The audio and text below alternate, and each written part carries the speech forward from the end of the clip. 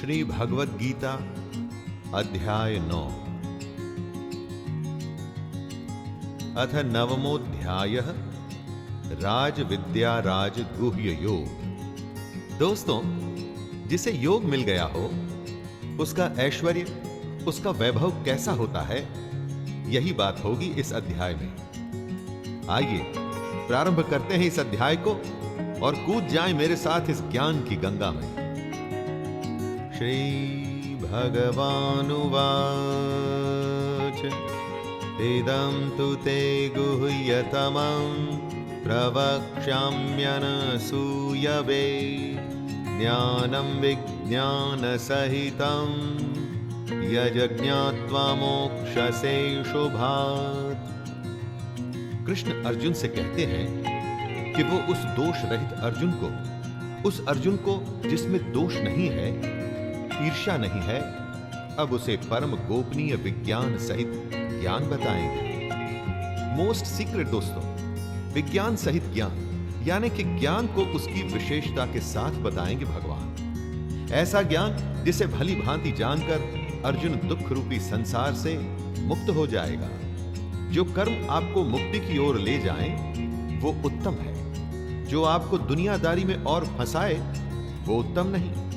ये दुख की बात है, लेकिन सच है।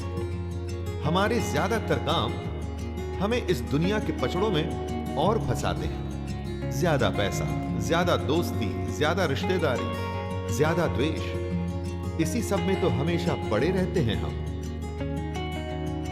राजविद्या राजगुह्यं पवित्रमिदमुत्तमं प्रत्यक्षावगमं धर्म्यं सुसुखं कर्तुमव्ययम्। कृष्ण अर्जुन को वो ज्ञान देने वाले हैं जो विज्ञान सहित है और जो उसको इस दुखी संसार से मुक्त कर देगा। ये विज्ञान सहित ज्ञान सब विद्याओं का राजा है। इससे बड़ी कोई नॉलेज, कोई विद्या नहीं है दोस्तों।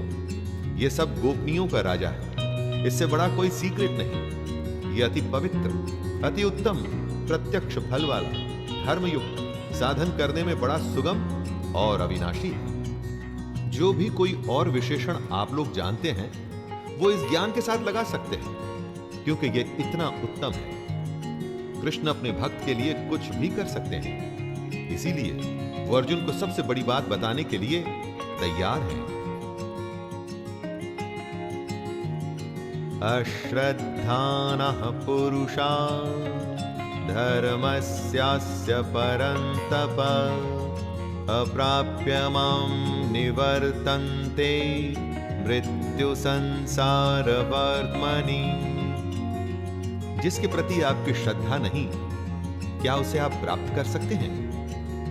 श्रद्धा सबसे पहली जरूरत होती है दोस्तों। किसी भी चीज को हासिल करना हो तो श्रद्धा की बहुत आवश्यकता है, और श्रद्धा कभी झूठी नहीं हो सकती।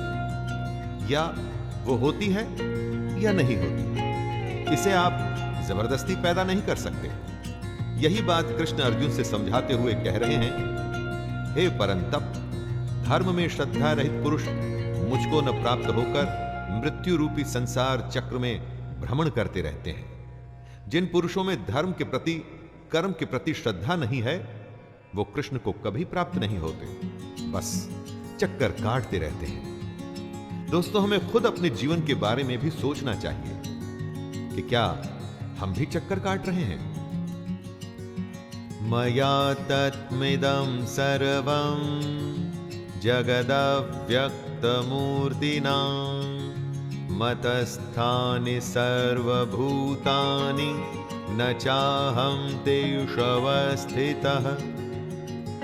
इस श्लोक में कृष्ण अपने और इस जगत के स्वरूप के बारे में बता रहे हैं।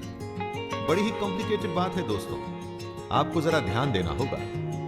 कृष्ण कहते हैं, मुझ निराकार परमात्मा से ये सब जगत जल से बर्फ के सदृश परिपूर्ण है, और सब भूत मेरे अंतर्गत संकल्प के आधार स्थित हैं, किंतु वास्तव में मैं उनमें स्थित नहीं हूं।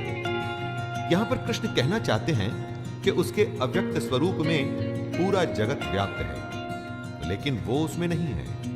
बर्फ जल से बनी होती है, बर्फ में और कुछ नहीं, सिर्फ जल है। लेकिन जल में बर्फ नहीं है। इस जगत का हर प्राणी कृष्ण में व्याप्त है, लेकिन कृष्ण उनमें नहीं है। न च मतस्थानि भूतानि पश्य मे योगमैश्वरम् भूतभिन्न च भूतस्थो ममात्मा भूतभावनः। सब भूत, जीव या निर्जीव, कृष्ण में स्थित नहीं है, क्योंकि सारे भूत मरण धर्मा है, मतलब कि नाशवान है।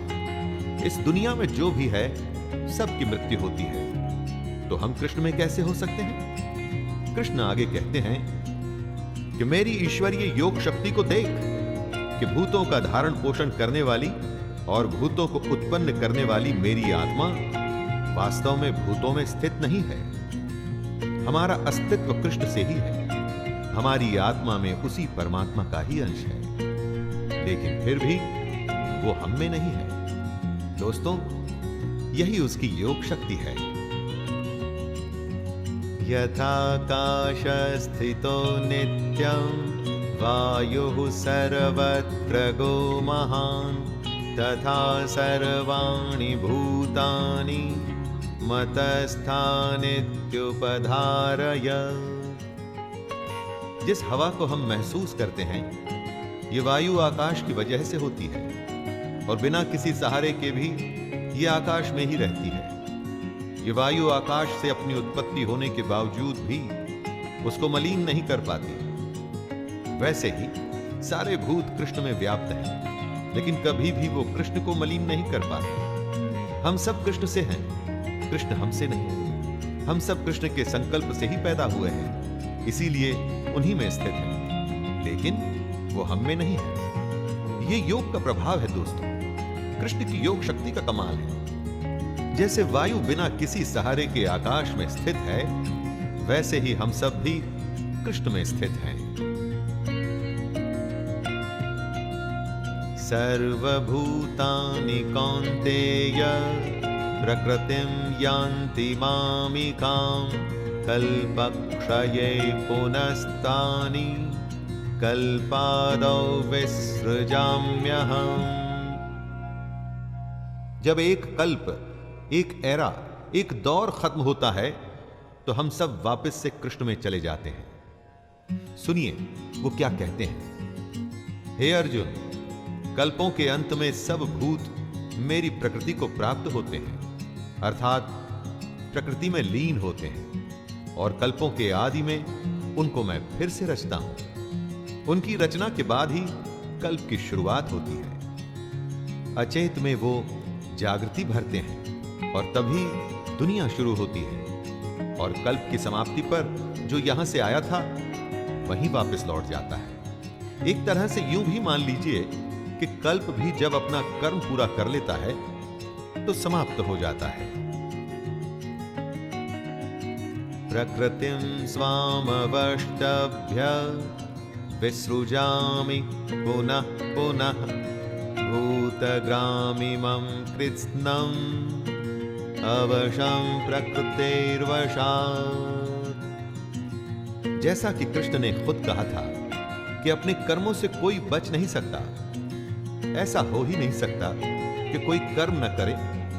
उसी तरह से बार बार सृजन करना ही कृष्ण का कर्म है। इस श्लोक में वो यही बता रहे हैं। हे अर्जुन, अपनी प्रकृति को स्वीकार करके स्वभाव के बल से परतंत्र हुए इस संपूर्ण भूत समुदाय को बार बार उनके कर्मों के अनुसार मैं रचता हूं। जैसे हमने कर्म किए थे वैसा हमारा स्वभाव हुआ, और जैसा स्वभाव हुआ उसी के गुणों के हिसाब से कृष्ण उसको रचते हैं, और इस तरह से कृष्ण भी अपना कर्म करते रहते हैं और हम भी।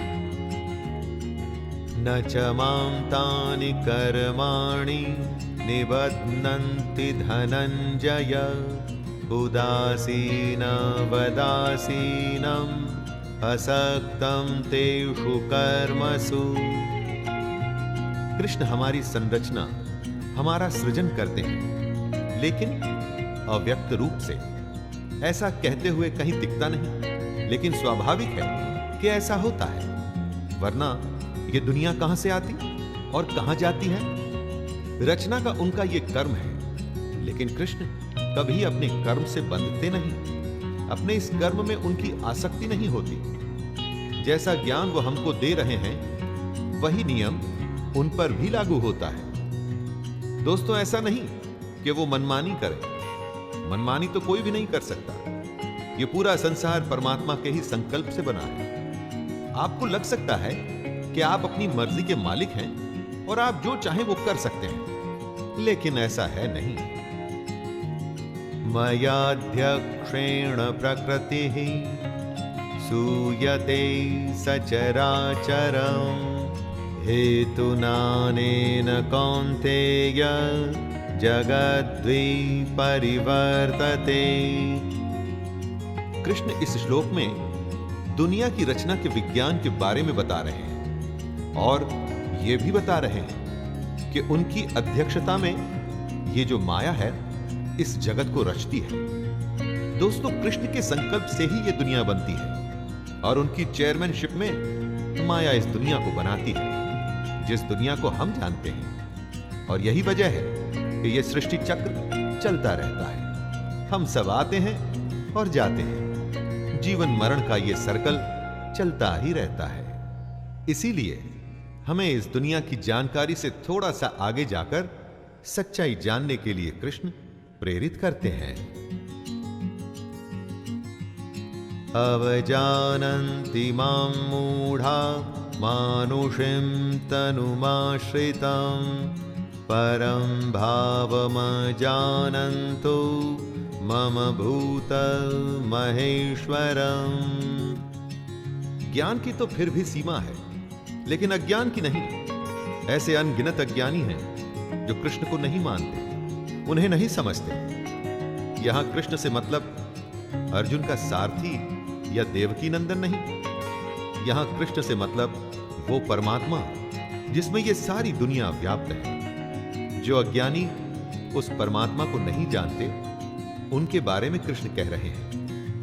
मेरे परम भाव को न जानने वाले मूढ़ लोग मनुष्य का शरीर धारण करने वाले मुझ संपूर्ण भूतों के महान ईश्वर को तुच्छ समझते हैं, अर्थात अपनी योग माया से संसार के उद्धार के लिए मनुष्य रूप में विचरते हुए मुझ परमेश्वर को साधारण मनुष्य मानते हैं। मोघाशामोघ कर्माणो मोघ ज्ञानाविचेतसः राक्षसीमासुरीं चैव प्रकृतिं मोहिनीं श्रिताः। इस श्लोक में यह बताया गया है कि ऐसे कौन से लोग हैं जो कृष्ण को नहीं समझ पाते। जैसे आसुरी और मोहिनी प्रकृति के लोग। यहां पर आसुरी और मोहिनी प्रकृति कोई जाति नहीं है, बल्कि मन के स्वभाव है। ये आसुरी और मोहिनी प्रकृति के लोग व्यर्थ आशा, व्यर्थ कर्म और व्यर्थ ज्ञान में अपना पूरा जीवन बिता देते हैं, जबकि महात्मा जन अपना पूरा जीवन सच को जानने में लगा देते हैं। राक्षसी स्वभाव के लोग मद में, मदिरा में, मोह में ही पूरी जिंदगी को गंवा देते हैं। आपके इर्द गिर्द जितने भी लोग दिखते हैं, उसमें आप खुद को भी मिलाकर सबको महात्मा जन या राक्षसी स्वभाव के लोगों में बांट सकते हैं। महात्मनस्तु मां पार्थ दैवीं प्रकृतिमाश्रिताः भजन्त्यनन्यमनसो ज्ञात्वा भूतादिमव्यम्।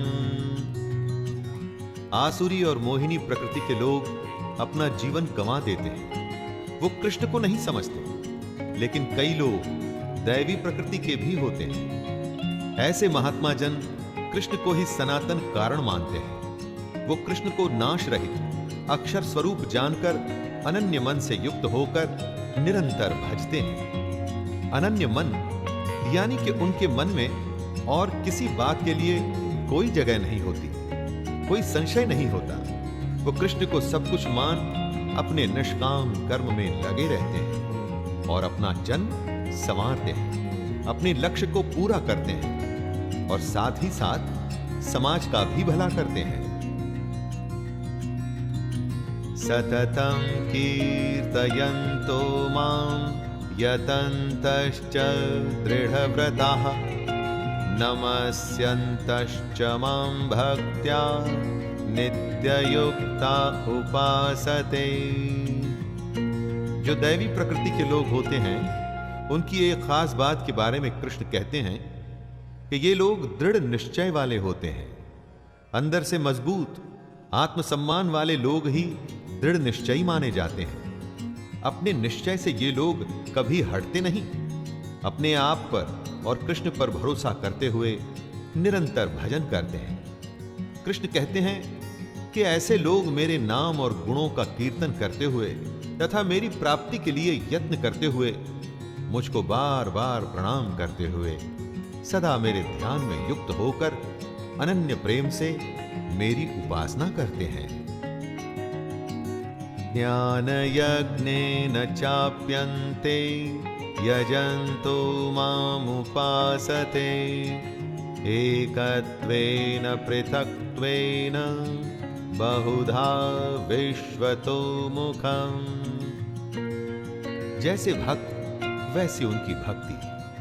दैवी प्रकृति के लोग अपने भजन से कृष्ण को याद करते हैं। उनके अलावा होते हैं ज्ञान योगी, जो कृष्ण को निर्गुण निराकार ब्रह्म मानते हुए उनकी उपासना करते हैं। और ज्ञान योगियों के अलावा कई और लोग भी होते हैं जो कृष्ण के विराट स्वरूप परमेश्वर की पृथक भाव से उपासना करते हैं। दोस्तों, आपका रास्ता, आपकी पद्धति, आपका तरीका अलग हो सकता है।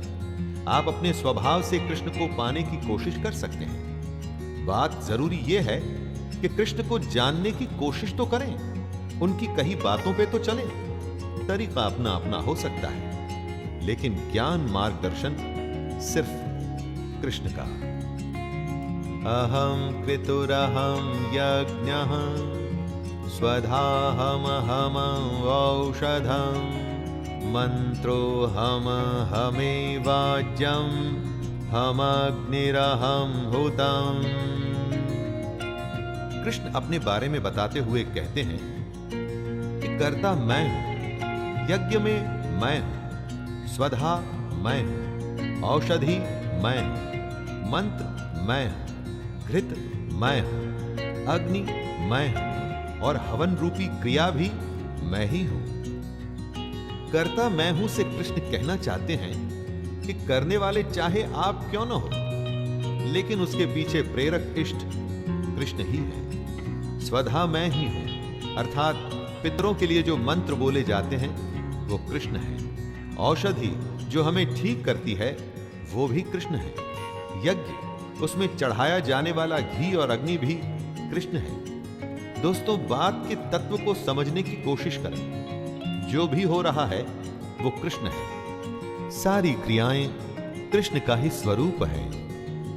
पिताहमस्य जगतो माता धाता पितामहः वेद्यं पवित्रमोंकार ऋक्सामयजुरेव च।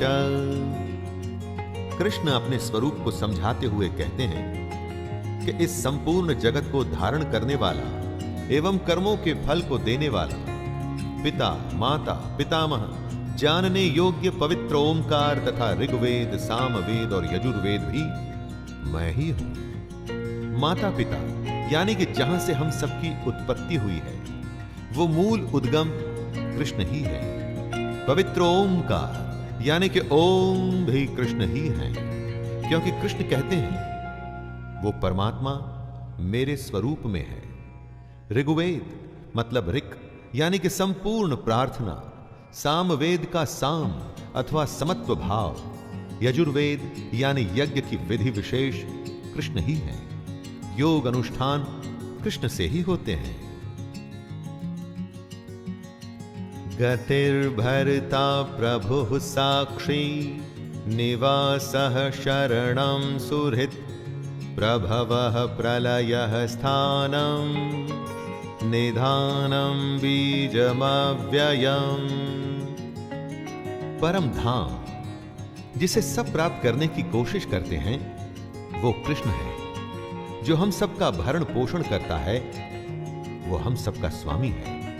जो हमारा शुभाशुभ करता है, हम सबका वास स्थान यानी जहां हम सब रहते हैं, जो शरण लेने योग्य है, सबका हित करने वाला, जिसमें से सबकी उत्पत्ति होती है और प्रलय के समय जिसमें सब मिल जाते हैं, हम सबका आधार, निधान और अविनाशी कारण कृष्ण ही हैं। जो हो रहा है, जो होता है और जिसकी वजह से होता है, वो सब ही कृष्ण है, उसके सिवा कुछ भी नहीं। तपाम्यहमहं वर्षं निग्रहणाम्युत सृजामि च अमृतं चैव मृत्युश्च सदसच्चाहमर्जुन। धरती सूर्य से तपती है, जल वाष्प बन के आकाश में जाता है और बादल बन के बरसता है। वर्षा ही इस दुनिया को जिंदा रखती है और यह सृष्टि क्रम चलता रहता है। अपने ही स्वरूप को समझाते हुए कृष्ण कहते हैं कि जो सूर्य रूप से तपता है, वर्षा का आकर्षण करता है और उसे बरसाता है, वो मैं स्वयं ही हूं। हे अर्जुन, मैं ही अमृत और मृत्यु हूं और सत असत भी मैं ही हूं। जिससे जीवन मिलता है वो अमृत होता है दोस्तों, और वो कृष्ण है। मृत्यु भी वही है। आदि अंत, ये पूरा अनंत, हर क्रिया का कारण कृष्ण ही है। त्रैविद्यमां सोमपः पूत पाप अयज्ञैरुष्ट्वा स्वर्गन्ति प्रार्थयन्ते ते पुण्यमासाद्य सुरेन्द्रलोकम् श्नन्ति दिव्यान् दिवि देव भोगान्। आराधना या विद्या के 3 अंग हैं, ऋक्, साम और यजुः। इन्हीं तीनों पर हमारे तीनों वेद आधारित हैं, ऋग्वेद, सामवेद और यजुर्वेद। जो पुरुष इन तीनों वेदों में विधान किए हुए सकाम कर्मों को करते हैं, सोम रस को पीते हैं, जो पाप रहित हैं, ऐसे पुरुष जो कृष्ण को यज्ञों के द्वारा पूजकर स्वर्ग की प्राप्ति चाहते हैं, वे पुरुष अपने पुण्यों के फल रूप स्वर्ग लोक को प्राप्त होकर स्वर्ग में दिव्य देवताओं के भोगों को भोगते हैं। जो असत की कामना करते हैं, वो मृत्यु को प्राप्त होते हैं, और ये मृत्यु कृष्ण है। और जो सत की कामना करते हैं, वेदों के नियमों का पालन करते हुए सकाम करते हैं, उन्हें कृष्ण स्वर्ग के भोग देते हैं। ते तं भुक्त्वा स्वर्गलोकं विशालं क्षिणे पुण्यमर्त्यलोकं विशन्ति। एवं त्रैधर्ममनुप्रपन्ना गतागतं कामकामा लभन्ते। जो सच की कामना करते हुए कृष्ण को भजते हैं और जो स्वर्ग की प्राप्ति चाहते हैं, उन्हें कृष्ण स्वर्ग देते हैं। लेकिन कब तक? जब तक उनके पुण्य चलते हैं। विशाल स्वर्ग लोक को भोग कर जब पुण्य क्षीण हो जाते हैं, तब वो पुरुष फिर से मृत्यु लोक को प्राप्त होते हैं। इस तरह से स्वर्ग को प्राप्त हो चुके पुरुष भी बार बार आवागमन को प्राप्त होते हैं, अर्थात पुण्य के प्रभाव से स्वर्ग में जाते हैं और पुण्य क्षीण होने पर मृत्यु लोक में वापस आ जाते हैं। पुण्य किए थे तो स्वर्ग मिला दोस्तों, लेकिन टिकट तभी तक की थी जितने पुण्य कमाए थे, उसके बाद वापस। अनन्याश्चिन्तयन्तो मां ये जनाः पर्युपासते तेषां नित्याभियुक्तानां योगक्षेमं वहाम्यहम्। जो असत की कामना करते हैं, उनको मृत्यु मिलती है। सत की कामना करने वाले जो स्वर्ग चाहते हैं, वो कुछ समय के लिए स्वर्ग में जाते हैं और पुण्यों के खत्म हो जाने पर वापस आते हैं। लेकिन जो अनन्य प्रेमी परमेश्वर का निरंतर चिंतन करते हुए निष्काम भाव से भजते हैं, उन पुरुषों का योगक्षेम कृष्ण स्वयं प्राप्त करते हैं। योगक्षेमं वहाम्यहम्, इसका अर्थ हुआ उनके योग की सुरक्षा की सारी जिम्मेदारी मैं लेता हूं, ऐसा कृष्ण कह रहे हैं। दोस्तों, निष्काम भाव से कृष्ण को भजने वालों की पूरी जिम्मेदारी कृष्ण अपने ऊपर ले लेते हैं। येऽप्यन्य देवता भक्ता यजन्ते श्रद्धयान्विताः तेऽपि मामेव कौन्तेय यजन्त्य विधिपूर्वकम्। बहुत से लोग अपने अलग अलग कारणों से दूसरे देवों देवताओं को भजते हैं। उनके बारे में कृष्ण कहते हैं कि हे अर्जुन, यद्यपि श्रद्धा से युक्त जो सकाम भक्त दूसरे देवताओं को पूजते हैं, वे भी मुझको ही पूजते हैं, किंतु उनका वह पूजन अविधि पूर्वक अर्थात अज्ञान पूर्वक है। जो कृष्ण को छोड़कर दूसरे देवों देवताओं को भज रहे हैं, वो भी असल में कृष्ण को ही भज रहे हैं दोस्तों, क्योंकि कृष्ण के अलावा तो और कुछ है ही नहीं। फर्क सिर्फ इतना ही है कि ऐसे लोग पूजा की विधि को गलत तरीके से कर रहे हैं, और वे ऐसा अपने अज्ञान की वजह से कर रहे हैं। अहम हि सर्वयज्ञानां भोक्ता च प्रभुरेव च न तु मामभिजानन्ति तत्त्वेन तश्च्यवन्ति ते। जो दूसरे देव देवताओं को भजते हैं, असल में वो भी कृष्ण को ही पूज रहे हैं, और इसकी वजह है कि संपूर्ण यज्ञों का भोक्ता और स्वामी कृष्ण ही है। ऐसे लोगों की विधि सही नहीं और वो अज्ञान में है, क्योंकि ये लोग कृष्ण के परमेश्वर तत्व को नहीं जानते। ऐसा करने की वजह से ही ये लोग गिरते हैं। दोस्तों, यहां गिरने से मतलब है पुनर्जन्म को प्राप्त होना। जी हां, ऐसे लोग ही पुनर्जन्म को प्राप्त होते हैं। ऐसे लोगों की भक्ति तो चलती रहती है, लेकिन साथ में इनका मृत्युलोक में आना जाना भी लगा रहता है। इसी आने जाने के क्रम से बचने को ही तो मोक्ष कहते हैं, जो इन लोगों को कभी प्राप्त नहीं होता। यान्ति देवव्रता देवान् पितॄन्यान्ति पितृव्रताः भूतानि यान्ति भूतेज्या यान्ति मद्याजिनोऽपि माम्।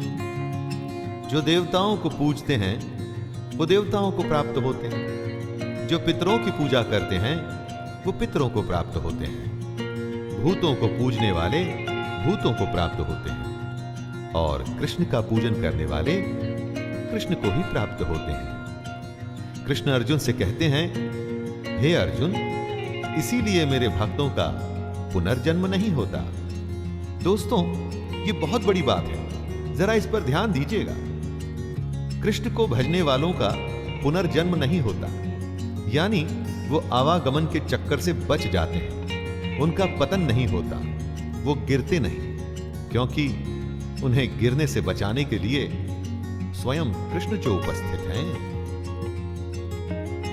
पत्रं पुष्पं फलं तोयं यो मे भक्त्या प्रयच्छति तदहं भक्त्युपहृतम् अश्नामि प्रयतात्मनः। ईश्वर को सिर्फ आपकी भावना चाहिए होती है, लेकिन कोई अपनी भावना का चढ़ावा कैसे चढ़ाए? इसी भावना के अलग अलग रूप होते हैं, जैसे फूल, फल, जल या भोजन। कृष्ण कहते हैं कि जो कोई भक्त मेरे लिए प्रेम से पत्र, पुष्प, फल, जल आदि अर्पण करता है, उस शुद्ध बुद्धि निष्काम प्रेमी भक्त का प्रेम पूर्वक अर्पण किया हुआ वह पत्र पुष्प आदि मैं सगुण रूप से प्रकट होकर प्रीति सहित खाता हूं। अगर आपके मन में सच है तो आपका चढ़ाया हुआ फल, फूल इत्यादि प्रभु प्रेम पूर्वक स्वीकार करेंगे। इसीलिए दोस्तों, अगली बार जब आप मंदिर जाएं तो इस बात का अवश्य ध्यान रखिएगा। यत्करोषि यदश्नासि यज्जुहोषि ददासि यत्तपस्यसि कौन्तेय तत्कुरुष्व मदर्पणम्। कृष्ण कहते हैं, हे अर्जुन, तू जो कर्म करता है, जो खाता है, जो हवन करता है, जो दान देता है और जो तप करता है, वो सब मुझे ही अर्पण कर। योग क्षेमम वहाम्यम की बात कृष्ण कर चुके हैं, जिसका अर्थ होता है कि हमारे योग की सारी जिम्मेदारी कृष्ण अपने ऊपर लेते हैं। इसीलिए वे अर्जुन से कह रहे हैं कि हमें अपने कर्म, भोजन, हवन, दान और तप सब कुछ उन्हें अर्पण कर देना चाहिए। दोस्तों, भाव समझिए, ये सब काम वैसे ही करने हैं जैसे आप हमेशा करते हैं, लेकिन इसे पूर्ण रूप से अर्पण करना है कृष्ण को, क्योंकि ये जान लीजिए कि आपके हर कर्म, हर संकल्प के पीछे कृष्ण हैं।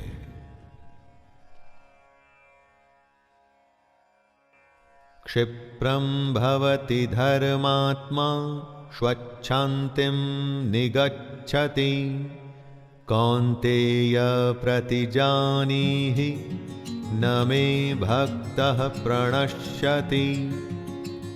दुराचारी का क्या धर्मात्मा बनना समभाव है?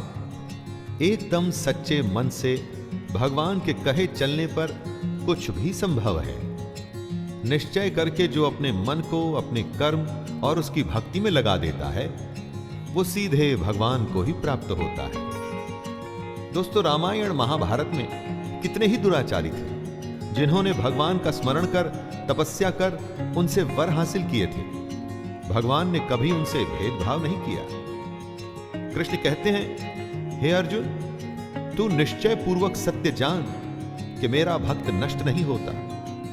तो दोस्तों, जब दुराचारी की गाड़ी चल जाती है तो क्या हमारा कल्याण नहीं होगा?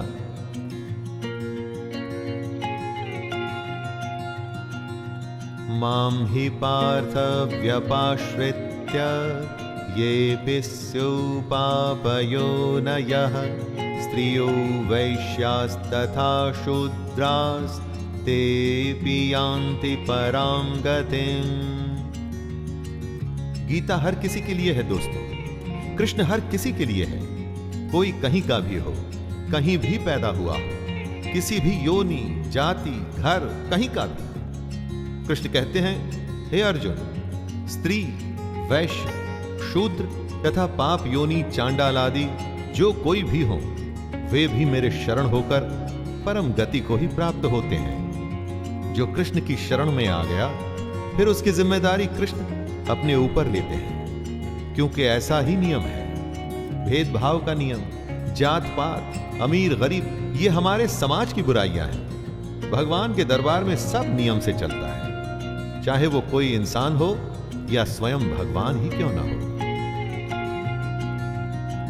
किम पुनर्ब्राह्मणः पुण्या भक्ता राजर्षयस्तथा अनित्यं सुखं लोकमिमं प्राप्य भजस्व मां। ब्राह्मण, क्षत्रिय, वैश्य और शूद्र ये कर्मों के हिसाब से बांटी गई जातियां हैं। जो जैसा कर्म करता है वो वैसी ही श्रेणी में खुद को पाता है। इसी की पुष्टि करते हुए कृष्ण कहते हैं कि पुण्यशील ब्राह्मण तथा राजर्षि भक्तजन मेरी शरण होकर परम गति को प्राप्त होते हैं। ब्राह्मण वो है जो ब्रह्म को जानने का अभिलाषी है। इसको किसी जाति विशेष से मत जोड़िएगा दोस्तों। और राजर्षि भक्तजन से कृष्ण का मतलब है वो भक्त जिनमें शौर्य, स्वाभिमान, दृढ़ निश्चय मौजूद रहता है। ऐसे लोग परम गति को प्राप्त होते हैं। इसलिए जब भी हमें ये मनुष्य का शरीर मिले, हमें उसका फायदा उठाकर ब्रह्म को जानना चाहिए। मन्मनां भव मद्भक्तो मद्याजी मां नमस्कुरु मामे वैश्यसि युक्त्वैवम् आत्मानं मत्परायणः। कृष्ण अर्जुन से कहते हैं कि कि अर्जुन, तू मुझ में मन वाला हो, मेरा भक्त बन, मेरा पूजन करने वाला हो, मुझको प्रणाम कर। इस प्रकार आत्मा को मुझ में नियुक्त करके मेरे परायण होकर तो मुझको ही प्राप्त होगा। दोस्तों, हमारे मन में कृष्ण के सिवा और कोई ना आए। हमारी आत्मा उसी परमात्मा, उसी कृष्ण का अंश है। तेरा तुझको सौंपते क्या लागत है मोर। जो उसका है हमें वो उसी को सौंपना है, लेकिन उसके लिए ज्ञान हासिल करना होगा, योग करना होगा, और वो भी निष्काम करना होगा। दोस्तों, ये था 9वां अध्याय। इसमें ब्रह्म विद्या और योग शास्त्र के बारे में कृष्ण ने हमारी आंखें खोली। अब हमारी आंखें खुली या नहीं, ये आप अपनी आंखें बंद कर मन में झांक कर पूछिएगा, जवाब अपने आप मिल जाएगा। तो आइए विराम देते हैं इस 9वें अध्याय को और मिलते हैं 10वें अध्याय में।